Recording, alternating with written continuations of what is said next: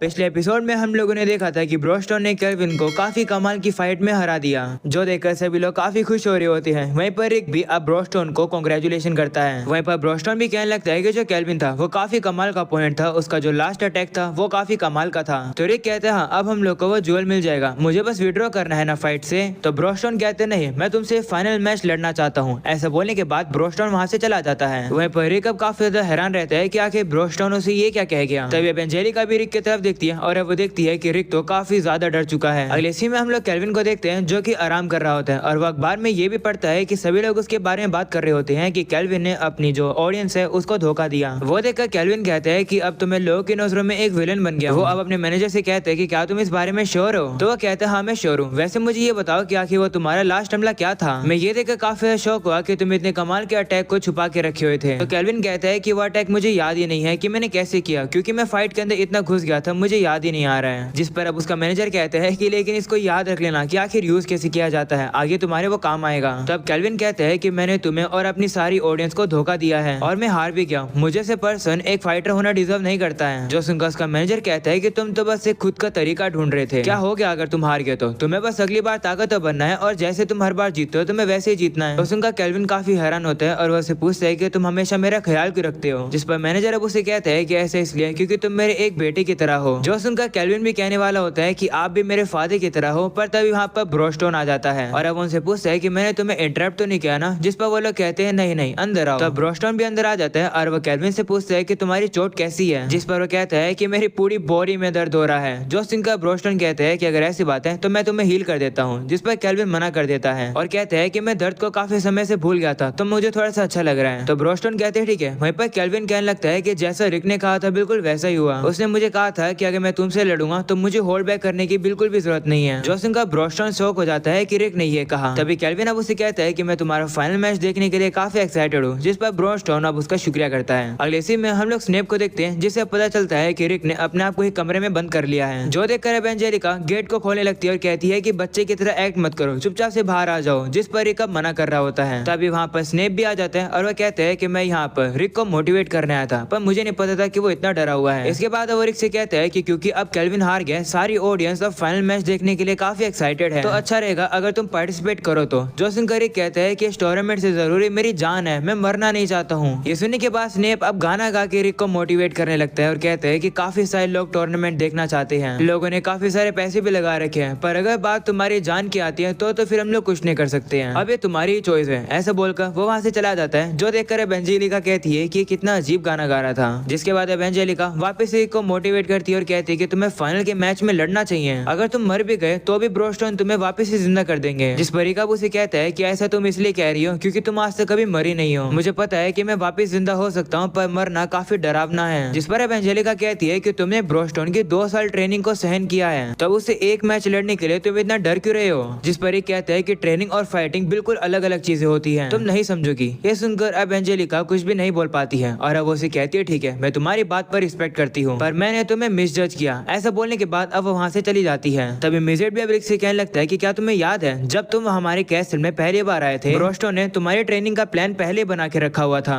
और वो पूरा डिटेल प्लान था, वो भी 2 साल का। जो सुनकर रिक कहता है कि लेकिन वो ट्रेनिंग तो उस साथी के लिए थी ना जो कि तुम लोग को काइजर अल्सपीड को हराने में मदद करेगा। तो मिजेट कहता है हाँ वो उसका प्लान था, पर उसके दिमाग में एक और प्लान भी था। उसने कहा था कि उसका प्लान है एक ऐसे पर्सन को ट्रेन करना जो कि उससे इक्वली लड़ सके। और का लड़ने का कल्चर होता है, तुम्हें पता तो होगा ही, लड़ने के बाद ही वो एक दूसरे को समझ पाते हैं, पर क्योंकि ब्रोस्टोन बचपन से ही ताकतवर है, उन्हें कभी भी ऐसा मौका नहीं मिला है किसी के साथ इक्वली लड़ने का, तब से वो अकेले ही हैं। इसलिए उनका ड्रीम है एक ऐसे पर्सन से लड़ना जो कि उससे इक्वली लड़ सके, जो कि उसके बराबर का ही हो। और ये उनका ड्रीम शायद से कल पूरा हो सकता है तुमसे लड़ने के बाद। ब्रोस्टोन यही चाहते हैं और अगर तुम्हें विड्रॉ करना है तो तुम कर सकते हो, पर एक बार ब्रोस्टोन के बारे में जरूर सोचना। ऐसा बोलने के बाद मिजेट वहाँ से चला जाता है। तभी वही छोटी लड़की भी अब रिक से कहती है कि ब्रोस्टोन काफी एक्साइटेड है तुमसे लड़ने के लिए, उससे जरूर लड़ना। ऐसा बोलकर वो भी वहाँ से चली जाती है। इसके बाद अब रिक 2.5 साल पहले की कहानी को याद करता है। यहाँ पर वो सबसे पहली बार और चिलकम फिस्ट में आता है, जहाँ पर वो इस पार्टी के लीडर यानी कि ब्रोस्टोन से पहली बार मिलता है। उसे देखकर रिक अब काफी ज्यादा डर जाता है और वो उसके साथ हाथ मिलाता है। जैसे ब्रोस्टोन अब उसके साथ हाथ मिलाता है, वो रिक से कहने लगता है कि तुम्हारे अंदर तो बिल्कुल भी मार्शल आर्ट और मैजिक की एनर्जी की कैपेसिटी है ही नहीं। जो सुनकर रिक अब हैरान हो जाता है और कहते हैं कि हाथ मिलाने से तुम इतना कुछ बता पाए। इस पर वो कहते हैं हाँ, तुम्हारे मसल और मैजिकल एनर्जी की मूवमेंट को ध्यान से सुनकर मुझे पता चल गया क्या? अभी तुम्हारे अंदर टैलेंट और एबिलिटीज की कमी है एक एडवेंचरर के लिए। जो सुनकर रिक कहते हैं कि क्या तुम मुझसे ये कहना चाहते हो कि क्या मैं अपने सपनों पर गिव अप कर दूं? तो ब्रोस्टोन कहते हैं नहीं, एक ऐसे पर्सन के पास जिसके पास टैलेंट हो तो तुम्हें उस पर्सन से भी 1000 गुना ज्यादा ट्रेनिंग करनी होगी। क्या तुम ऐसी ट्रेनिंग को सहन कर सकते हो? ये सुनकर रिक हैरान होता है। इसके बाद अब वापिस से सीन प्रेजेंट का आता है जहाँ पर एंजेलिका रिक पर काफी ज्यादा गुस्सा होती है और अब वो मिजेट से पूछती है कि क्या ब्रोस्टोन के साथ रिक ने जो ट्रेनिंग करी थी वो काफी खतरनाक थी? तो मिजेट कहता है हाँ, वो ट्रेनिंग काफी ज्यादा मुश्किल थी। मैं भी ये देखकर काफी हैरान होता हूँ कि आखिर उसने ये ट्रेनिंग सहन कैसे कर ली। ये सुनकर अब एंजेलिका कहती है कि बिना स्किल होने के बाद भी रिक ने डिसाइड करा कि 30 साल का होने के बाद वो एडवेंचरर बनेगा और वो टॉप पर भी आना चाहता है। ये सुनकर वो छोटी लड़की कहती है कि लेकिन रिक के पास एक स्किल है। जो सुनकर एंजेलिका हैरान हो जाती है और कहती है क्या सच्ची में? जिस पर मिजेट कहता है हाँ, वो एक इनबोर्न स्किल है। जो सुनकर एंजेलिका कहती है कि लेकिन मैं तो वो स्किल कभी देखी ही नहीं। तो मिजेट बताता है कि उस स्किल को एक्टिवेट करने के लिए एक ट्रिक लगती है जो कि हमें भी नहीं पता है और उस स्किल की स्ट्रेंथ को कंट्रोल भी नहीं किया जा सकता है और वो स्किल रिक की बॉडी को काफी ज्यादा यूज करती है, वो उसे पूरी तरह थका देती है। इसलिए ब्रोस्टोन ने उसे वो स्किल यूज करने से मना किया है। ये सुनकर एंजेलिका हैरान हो जाती है और कहती है कि मुझे पता नहीं था कि रिक के पास एक स्किल है। अगले सीन में अब रिक को वापस से दिखाया जाता है जो कि रीनेट से पूछ रहा होता है कि क्या तुम्हें लगता है कि मैं पैथेटिक हूँ? तो वो कहती है नहीं, तुम बिल्कुल भी ऐसे नहीं हो। जो तुम चूज करना चाहते हो वही तुम चूज करो। पर अगर इतना डरने के बाद भी और ना चाहते हुए भी तुम ब्रोस्टोन के लिए इस लड़ाई को लड़ोगे तो मैं तुम्हें और प्यार करने लगूंगी। जो सुनकर रिक अब काफी हैरान हो जाता है और अब अगले सीन में हम लोग को टूर्नामेंट का फाइनल मैच का सीन दिखाया जाता है जहाँ पर सभी ऑडियंस आज काफी ज्यादा एक्साइटेड है। अनाउंसर अब कह रही होती है कि आज इस टूर्नामेंट का 113 चैंपियन डिसाइड होगा। वहीं पर अब रिक के सभी साथी आए हैं इस मैच को देखने के लिए। वहीं पर अब स्नेप को भी दिखाया जाता है जो कि काफी ज्यादा नर्वस होता है क्योंकि उसे लग रहा होता है कि रिक मैच शुरू होने से पहले ही विड्रॉ कर देगा। वहीं अब अनाउंसर बताती है कि जो भी इस टूर्नामेंट को जीतेगा उसे 300 मिलियन पैसे मिलेंगे। दूसरी तरफ अब रिक को भी दिखाया जाता है जो कि लड़ने के लिए आ जाता है। तभी वहाँ पर रीनेट और एंजेलिका आ जाते हैं और वो उसे कहते हैं क्या तुम ठीक हो? जिस पर रिक कहता है हाँ, अभी मैं ठीक हूँ, मुझे बस इस फाइट के अंदर वो सब कुछ लगा देना है जो कि मैंने आज तक सीखा है, मैं ब्रोस्टोन को हरा दूंगा। ऐसा बोलने के बाद भी रिक काफी ज्यादा डरा हुआ होता है। तभी अब अनाउंसर बताने लगती है कि विनर के लिए एक और बोनस प्राइज है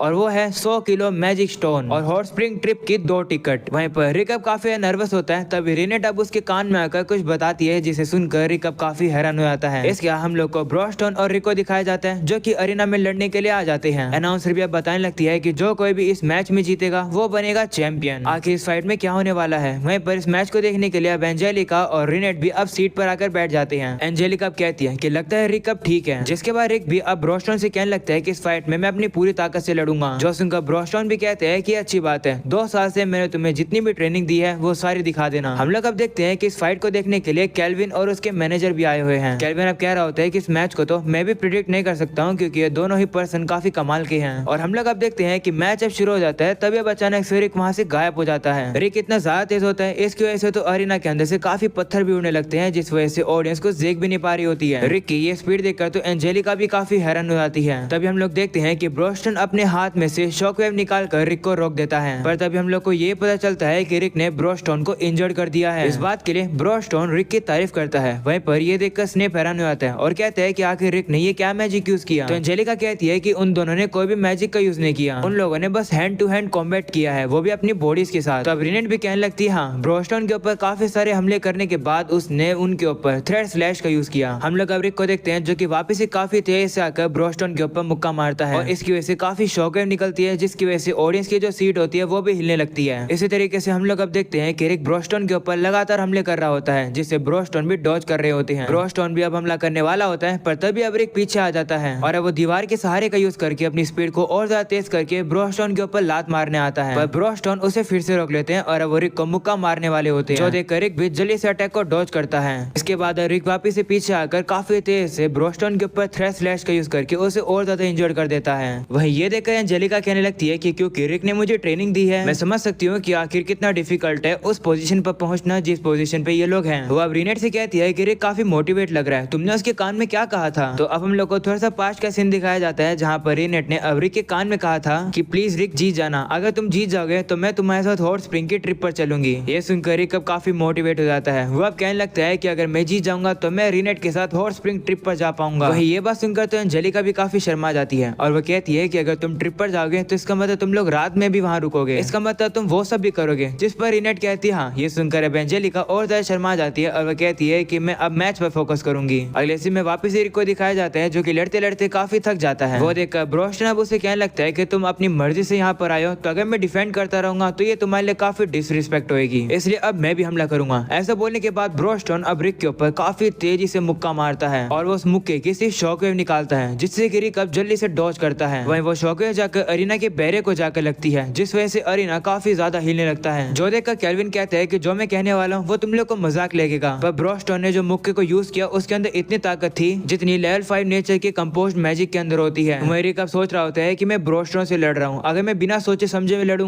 तो मैं मर जाऊंगा। तभी ब्रोस्टोन अब रिक के ऊपर वही मुक्के ढेर सारे कर देता है, जो देखकर रिक अब डर जाता है और वो काफी तेज स्पीड का यूज करके इधर से उधर उन मुक्कों से भागने लगता है और बचने की कोशिश करता है। और एक मुक्का उसे लग भी जाता है, जिसकी वजह से वो थोड़ा सा पीछे आ जाता है। तभी ब्रोस्टोन भी अब उसके पास आ जाता है, जो देखकर रिक भी समझ जाता है कि सारे मुक्के बस डिस्ट्रैक्शन थे। इसके बाद ब्रोस्टोन अब रिक के ऊपर मुक्का मारने वाला होता है, जो देखकर एंजेलिका डर जाती है और कहती है कि रिक का खेल खत्म, जिस पर रिनेट उसे कहती है नहीं, फाइट अभी ओवर नहीं हुई है। तभी हम लोग को दिखाया जाता है कि रिक ने एयर कुशन का यूज कर लिया है, जो कि लेवल 1 का नेचर कंपोज मैजिक है, जिससे कि अब वो ब्रोस्टोन के मुक्के से बच जाता है। वहीं पर ये देखकर वही मैनेजर अब कहने लगता है कि रिक ने इस मुक्के को सिर्फ लेवल 1 के मैजिक से रोक लिया। तो केल्विन कहते नहीं, गड़बड़ ये नहीं है, रिक ने इस मैजिक को बिना मैजिक को गैदर करे यूज किया है, उसने तो मैजिक का नाम भी नहीं लिया है, ये दरअसल एक इंस्टेंट कास्टिंग थी। वही ये देखकर ब्रोस्टोन अब रिक की तारीफ करता है और कहता है कि तुम्हारा मैजिक कंट्रोल काफी अच्छा है, मैं तक चैंटलेस मैजिक परफॉर्म नहीं कर सकता हूँ कम्प्लीटली। जिस पर रिक कहता है कि ये सिखाने के लिए मुझे मिजेट और एलिस का शुक्र करना चाहिए, उन्होंने मुझे सिखाया। वहीं पर मिजेट भी कहने लगता है कि मैं भी काफी हैरान हो गया था जब रिक ने एलिस के मैजिक अटैक को रोक लिया था, उसकी आधी बॉडी तक इवापोरेट हो गई थी। हम लोग अब रिक को देखते हैं जो कि वापस से तेजी से अब ब्रोस्टोन के ऊपर हमला करने आ रहा होता है, जो देखकर ब्रोस्टोन भी कुछ पत्थरों को उसके ऊपर फेंकता है, पर रिक उन सभी को डॉज करके सीधा उसके पास पहुंच जाता है और हमला कर देता है, पर ब्रोस्टोन अपने हाथ से उसे रोक लेता है, जिसके बाद वो रिक को मुक्का मार के उसे थोड़ा सा दूर गिराता है। वहीं पर रिक कुछ पत्थरों का यूज करके वापस अपने आप को धक्का देता है और अब ब्रोस्टोन के ऊपर सीधा हमला करने के लिए आ रहा होता है, जो देखकर एंजेलिका कहती है कि क्या रिक पागल हो गया, वो सीधा सीधा हमला क्यों कर रहा है। तभी ब्रोस्टोन एक हवा वाले मुक्के को यूज करता है रिक को खत्म करने के लिए, और रिक अब उस अटैक को डॉज करके आसमान में आ जाता है। ये देखकर केल्विन कहता है कि रिक अब खतरे में है, क्योंकि वो बिल्कुल ओपन है, उसके ऊपर डायरेक्ट हमला किया जा सकता है। तभी वापस से ब्रोस्टोन उसके ऊपर वही सेम अटैक करता है, लेकिन तभी रिक अब अपने पैरों पर एयर कुशन को यूज करके उस अटैक से बच जाता है और थोड़ा सा ऊपर आ जाता है। वहीं पर रिक को ये ट्रिक करता हुआ देख केल्विन काफी हैरान हो जाता है। इसके बाद अब वापस से रिक को दिखाया जाता है जो कि आसमान से ही सीधा ब्रोस्टोन के ऊपर एयर शॉट हमला कर देता है।